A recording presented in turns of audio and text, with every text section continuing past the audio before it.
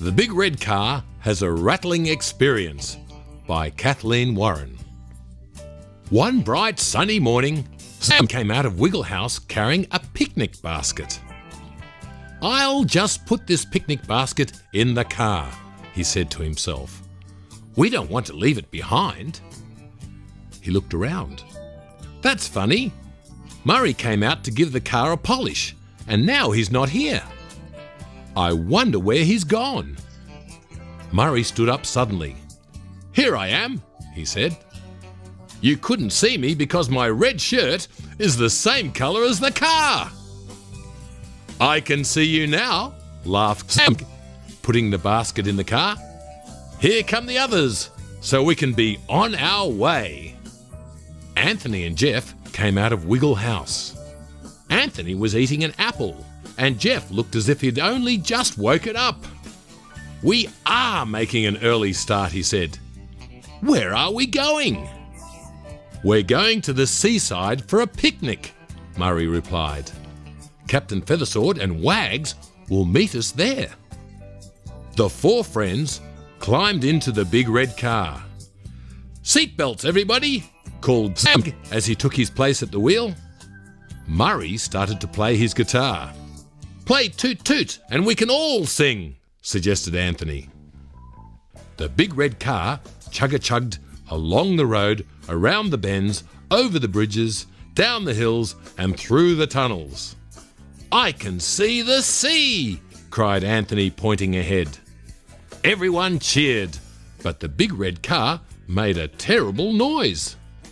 It was a mixture of a groan, a squeal and a rattle, followed by a shake and a shudder as it came to a grinding halt. The Wiggles looked at each other in dismay. What could the matter be? "We'd better get out and see what's wrong," said Murray in a worried tone. Out they climbed and looked under and over and all around the car. "I think the engine is all right," said Sam. "The wheels are fine," added Murray. Anthony held up the picnic basket. "Our lunch is safe," he called.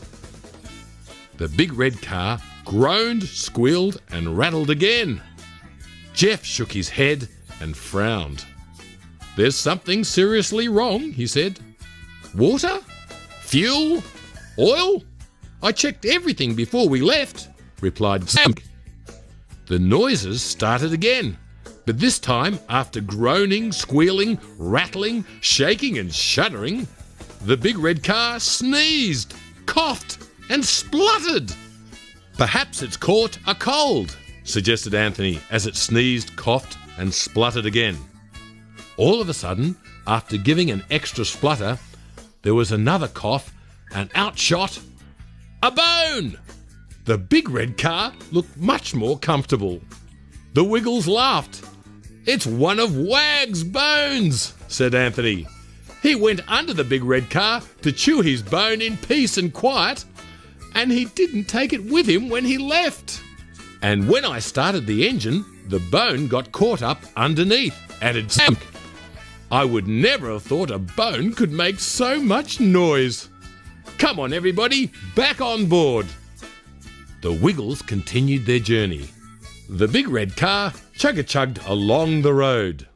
"Look," cried Jeff, "there's the good ship Feathersword out in the bay, and the captain and Wags are waving to us." The Wiggles waved back. Murray held the bone up high. Wags jumped up and down with glee, nudging Captain Feathersword and pointing to the bone. Sam laughed. "It looks as if Wags will be pleased to get his bone back, and we know the big red car was certainly glad to be rid of it." "Chugga chugga," agreed the big red car.